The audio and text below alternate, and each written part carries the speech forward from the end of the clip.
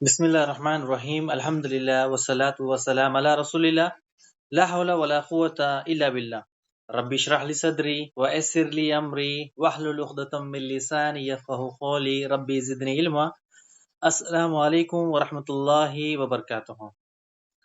عزت دار بھائی، عزت دار بہن، پیارے بچوں، آج کی سٹوری ہے وہ سلیمان علیہ السلام کی، ہم نے پچھلی بار پڑھی تھی، اسی کو آج پارٹ 2 کرتے ہیں۔ آپ سب کا ویلکم ہے، استقبال ہے۔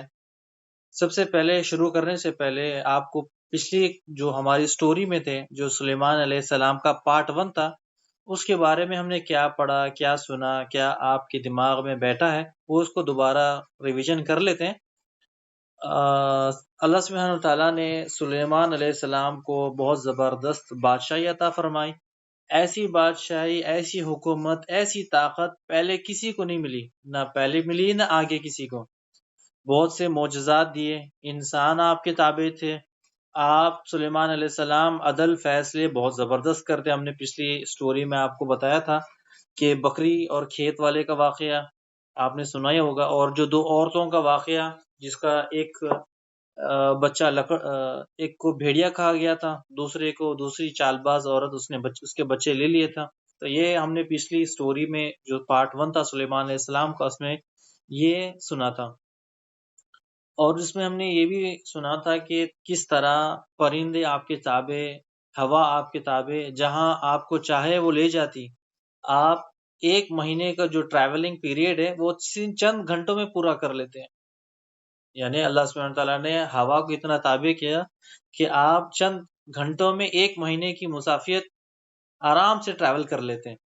طاقتور جن آپ کے تابع تھے، جو آپ کی نہیں سنتا آپ اسے جیل میں ڈال دیتے، یعنی جو شرک شیطان لوگوں کو ستاتے، لوگوں کو تکلیف دیتے، جو آپ کی بھی بات نہیں سنتے، اللہ کی نافرمانی کرتے، تو آپ ان کو جیل میں بھی ڈال دیتے ہیں۔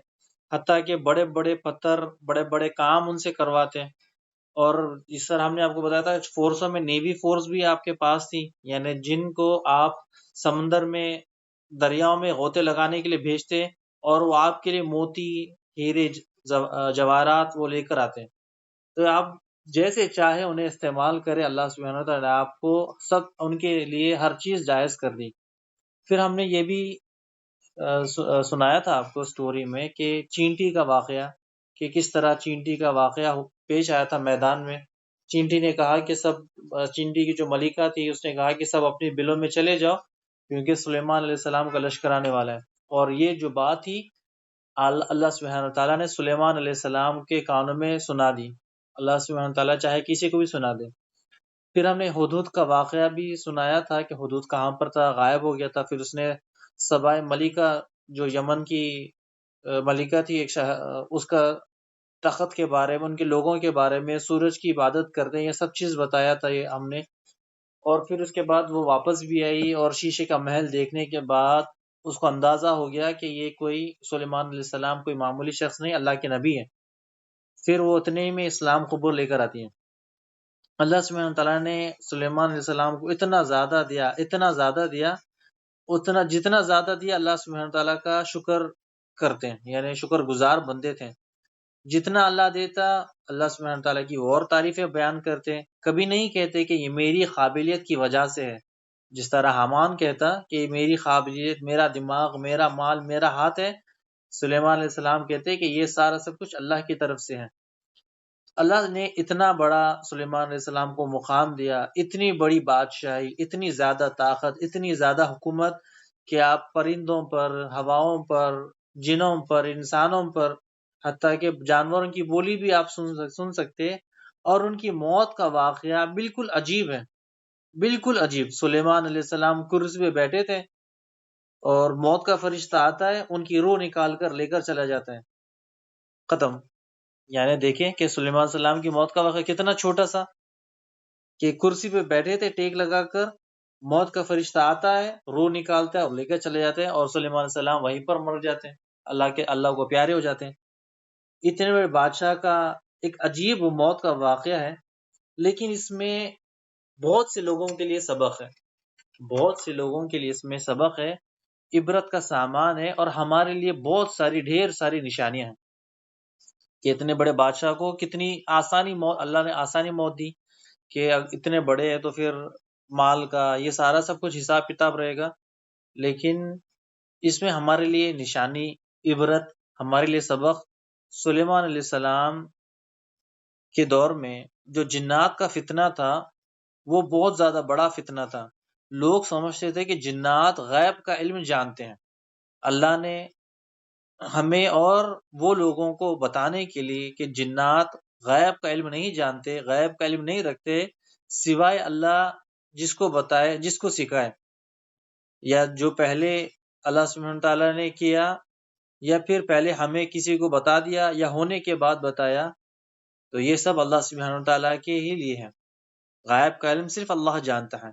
جس طرح نوح علیہ السلام کی کشتی کا واقعہ کس طرح سے یہ ہوا یہ اللہ ہی جانتا ہے.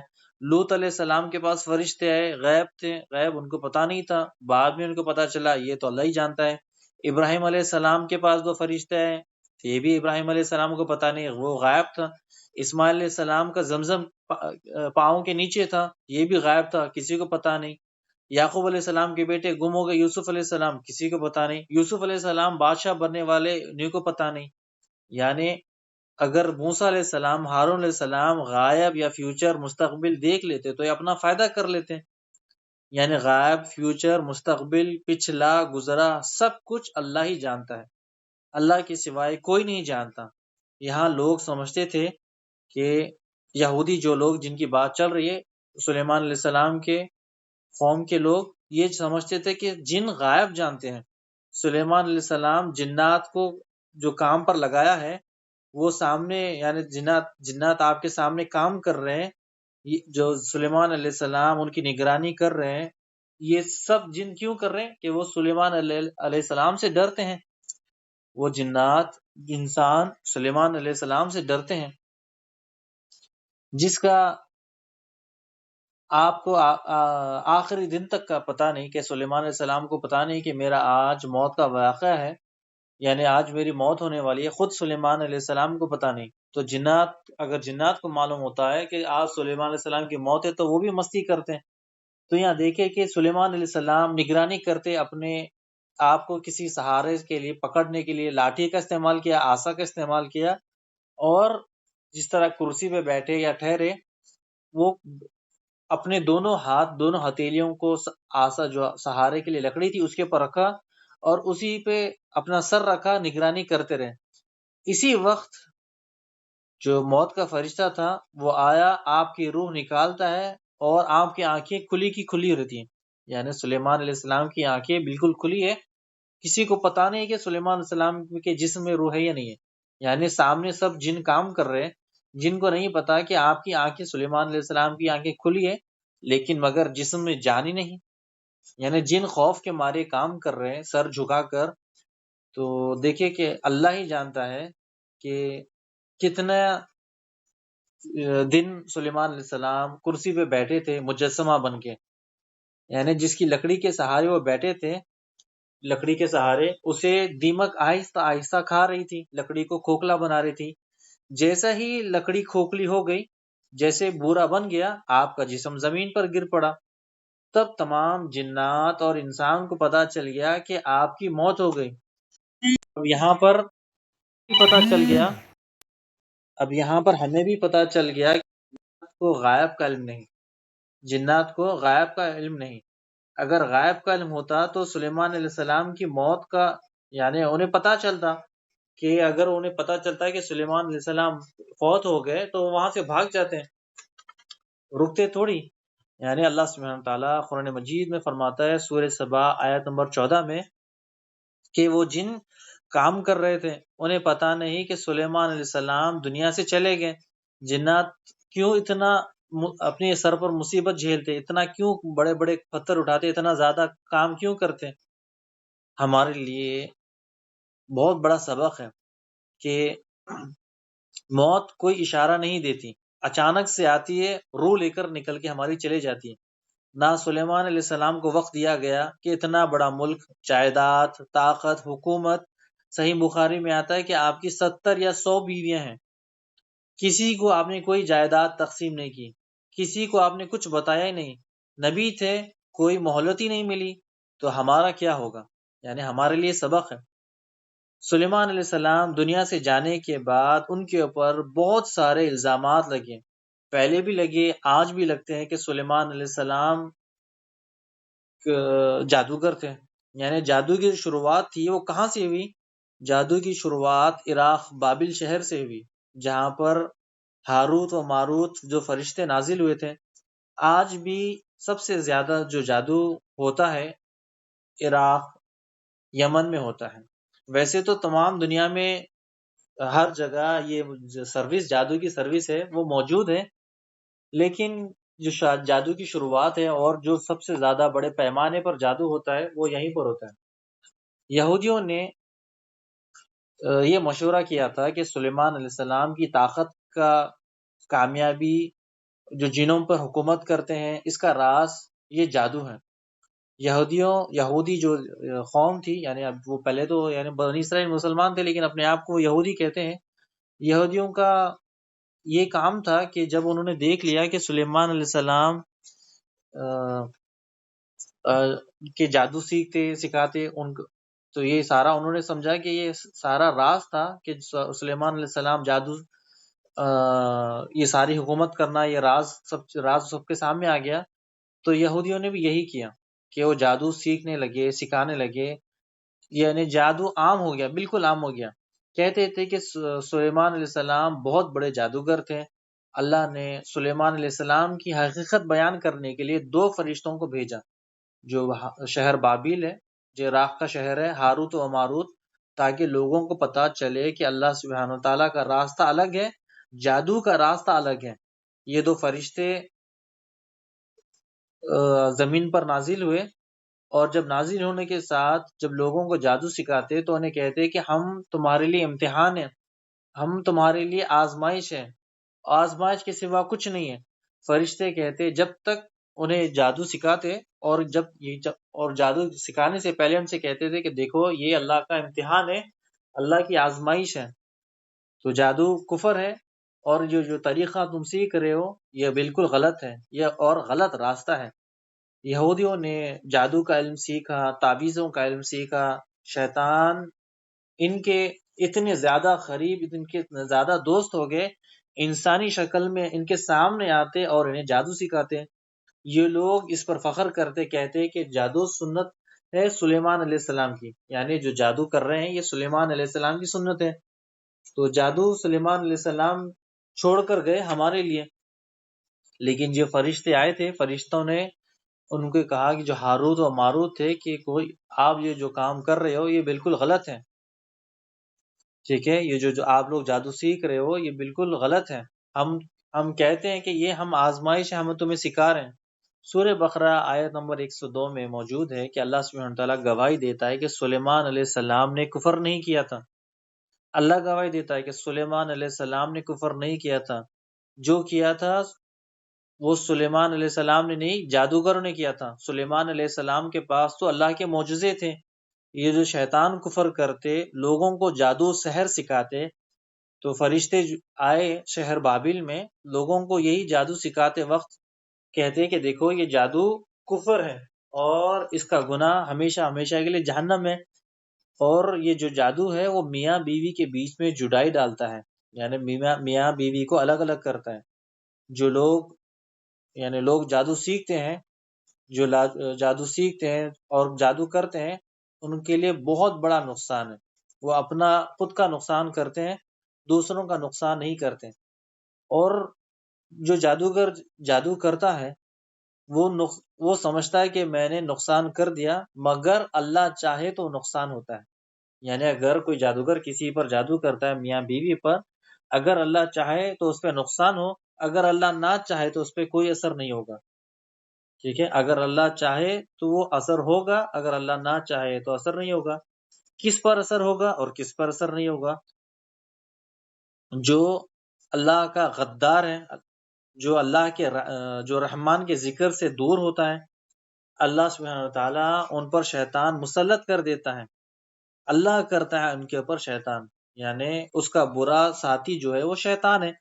یعنی کس طرح سے کہ ایسا شخص جو کبھی نماز ہی نہیں پڑھتا، یعنی نماز کی توفیق ہی نہیں، اللہ کا ذکر ہی نہیں کرتا، طہارت کس چیز کو کہتے ہیں، طہارت پاکی یا کس چیز کو کہتے ہیں اس کو پتہ ہی نہیں، قرآن یاد ہے کبھی زندگی میں اس نے پڑھا بھی ہے کچھ نہیں، صبح شام کے اذکار معلوم نہیں، اللہ کی پناہ میں آنا یہ معلوم نہیں، ایسے لوگوں کے اوپر 50 یا 100 روپے میں آسانی سے جادو ہو جاتا ہے، بالکل آسانی سے، اور یہ تمام کام جو کرتا ہے، یعنی نماز بھی پڑھتا ہے، عبادت بھی کرتا ہے، ذکر بھی کرتا ہے، طہارت بھی صحیح لیتا ہے، قرآن بھی یاد کرتا ہے، اور اللہ کی پناہ میں بھی آتا ہے، اذکار بھی کرتا ہے، تو ایسے لوگوں کے اوپر جادو نہیں ہوتا، ان پر اللہ کی مرضی کے بنا کوئی چیز انہیں نقصان نہیں پہنچاتی۔ یہ لوگ تو جو سیکھتے ہیں وہ خود ان کو نفع بخش جادو، یعنی جو لوگ یہ سیکھتے ہیں ان کے لیے کچھ اس میں نفع نہیں ہے، اس سے انہیں کوئی فائدہ نہیں پہنچے گا دنیا میں نہ آخرت میں۔ جادو جو ہے وہ جادو میں جو کفری الفاظ ہے جس سے وہ شخص جادو سیکھنے والا کرنے والا وہ کافر ہو جاتا ہے۔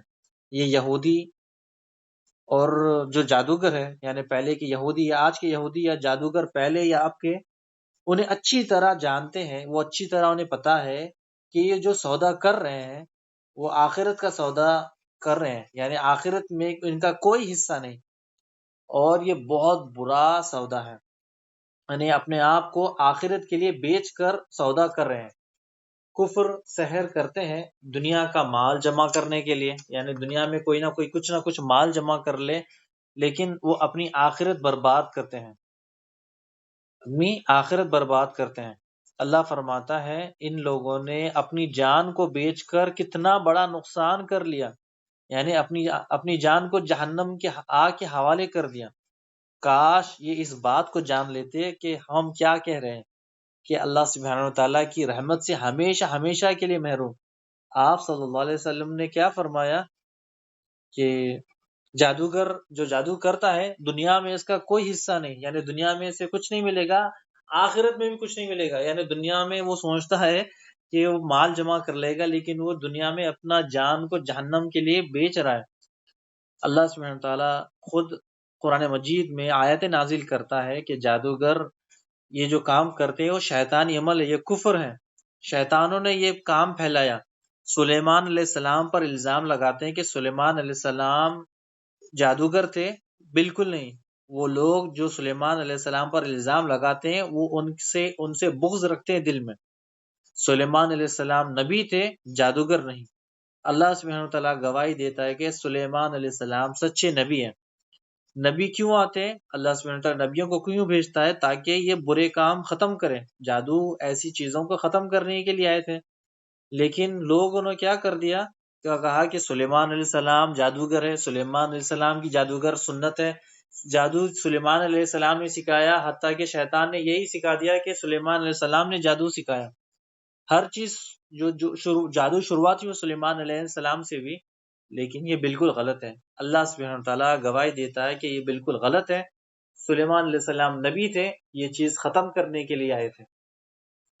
تو انشاءاللہ یہ ٹاپک بہت بڑا ہے کہ جادو کے بارے میں اور بھی چیزیں ہیں، تو انشاءاللہ کبھی اگر ٹائم ملتا ہے تو آپ کو اس کے بارے میں بتائیں گے کہ سلیمان علیہ السلام کے بعد جادوگروں نے اور کیا کیا معاملات کیے، کس طرح ان کے پر الزام لگانے کے بعد جادو کو کس طرح پھیلایا، جادو سے نقصان کتنا ہے، کتنا لوگوں کو نقصان پہنچتا ہے۔ یہ بہت بڑا ٹاپک ہے، انشاءاللہ کبھی ٹائم ملتا ہے تو انشاءاللہ ہم لیں گے۔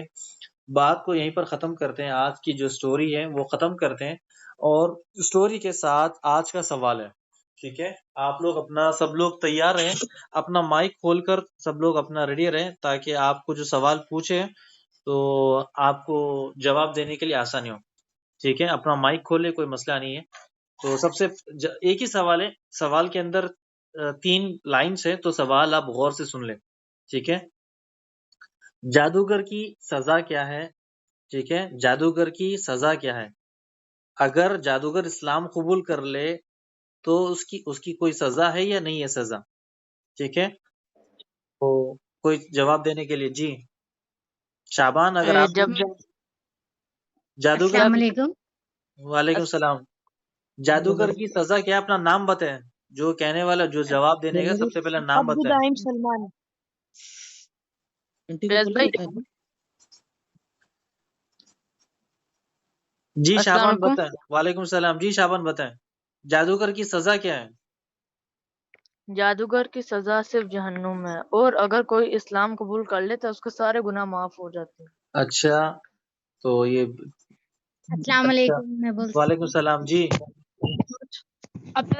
میں بتاؤں ایک منٹ جی. اگر ایک منٹ قبول عبداللہ کر لے ایک منٹ اڑا ہارون بھائی تسلیم ہارون بتائے جادوگر کی سزا کیا ہے؟ اس کی سزا تو جہنم ہے. اگر وہ اسلام قبول کر لے تو اس کی گردن اڑا دی جاتی ہے اسی ٹائم. اچھا بالکل صحیح بالکل صحیح. اچھا جادو کا علاج کیا ہے؟ جادو کا علاج وہ قرآن باتھ روم میں لے کے جاتا ہے اور گوشت نہیں خبر نہیں پہ ڈالتا ہے. جادو کا علاج کیا ہے؟ جادو کسی پہ ہو گیا اس کا علاج کیا ہے؟ جادو کا علاج کیا ہے؟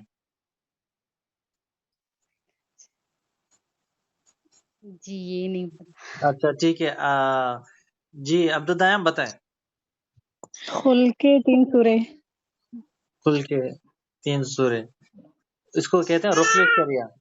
رقیہ شریعہ علاج اچھا. ٹھیک ہے. تو رقیہ جی ہاں. تسلیم ہارون آپ کا جواب بالکل صحیح تھا. دیکھیے سوال کیا تھا کہ جادوگر کی سزا کیا ہے؟ جادوگر کی سزا یہ ہے کہ وہ ہمیشہ ہمیشہ کے لیے جہنم میں. ٹھیک ہے ہمیشہ ہمیشہ کے لیے جہنم میں. اگر جادوگر اسلام قبول کر لیتا ہے، آج بھی اگر کوئی اسلام قبول کرتا ہے تو اس کی گردن اڑا دینا ہے. اس کا فیصلہ اللہ کرے گا کہ وہ مسلمان ہے یا نہیں ہے، وہ اللہ سبحانہ وتعالیٰ دیکھ لے گا. لیکن آج بھی اگر جادوگر بولتا ہے کہ میں گناہ میں تھا، میں کفر میں تھا، میں اسلام قبول کرتا ہوں، تو جو حکمران حکومت ہے اس کی گردن اڑا دے گا. تو یہ سوال تھا. اچھا اس کے ساتھ ریلیٹڈ یہ تھا کہ جادو کا علاج کیا ہے. لوگ کہتے ہیں کہ جادو کا علاج جادو ہے، سیکھتے ہیں کہ جادو کا علاج جادو ہے کہہ کر، لیکن یہ غلط ہے. جادو کا علاج قرآن ہے. جو خل آپ نے بتایا یہ اس کو کہتے ہیں. قرآن مجید میں کئی ساری صورتیں ہیں، تو چاہے وہ الگ الگ جنوں کے لیے الگ الگ، جادو کے لیے الگ الگ صورتیں وہ آتی ہیں. تو یہ جادو کی صورتیں ہیں، یعنی جادو کا علاج قرآن ہے. رقیہ شریعہ جس کو کہتے ہیں، جو دم رسول اللہ صلی اللہ علیہ وسلم سے ثابت ہیں. بارک اللہ فیک و جزاکم اللہ خیر. اللہ سبحانہ وتعالیٰ آپ لوگوں کو جزائے خیر دے، اور اللہ سبحانہ وتعالیٰ آپ لوگوں کے حسنات کو قبول کرے.